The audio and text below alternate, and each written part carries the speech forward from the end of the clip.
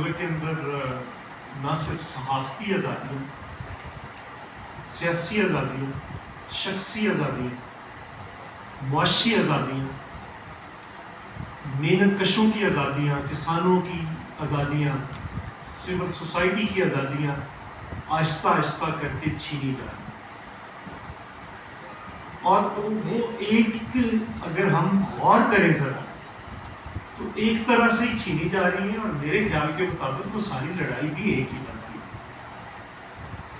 اب اگر ہم یہ کہیں کہ کوئی ایک لڑائی ہم اکیلے جیت لیں گے تو ایسا ہوگا نہیں.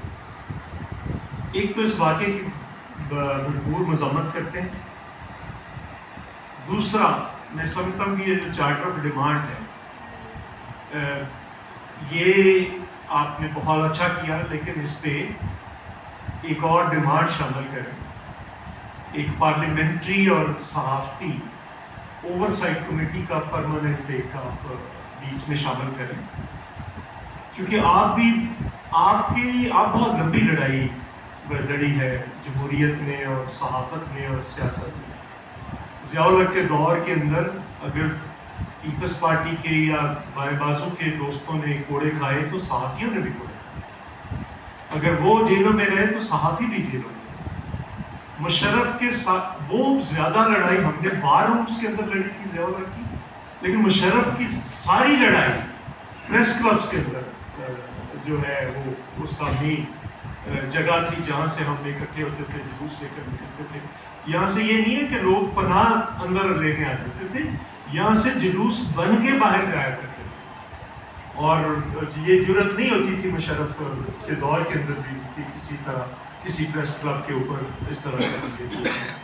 مجھے یاد ہے لاہور میں مزدوروں کا بٹھا مزدوروں کا وہ ایک اٹیک ہو گیا، پولیس نے گھیرا ڈال دیا، بہت لڑائی ہوئی. ایک خاتون تھی سیدہ فاطمہ، وہ اندر آ گئی اور وہ پولیس ہر قیمت پہ اس کو گرفتار کرنا چاہتی تھی. میں تھا، میں نے پریس کلب کے دوستوں سے بات کی. میں اندر گیا اپنی گاڑی کو، میرے لیے گیٹ کھلا، میں نے اس کو بٹھایا اور میں اس کو لے کر نکلا. تو میں سمجھتا ہوں کہ یہ چیزیں جو ہیں، لیکن پولیس کو یہ جرت نہیں تھی کہ پریس کلب لاہور کے اندر داخل. کئی گھنٹے گھیراؤ جاری رہا. اسی طرح سے ہم نے بھی بہت بار دیکھا ہے. اور جس طرح سے افسر بٹ صاحب نے فرمایا کہ جن کی کوئی آواز نہیں، کوئی کسی جگہ پہ نہیں سنتا، وہ پریس کلب ہے، زیادہ تر محنت کش آتے.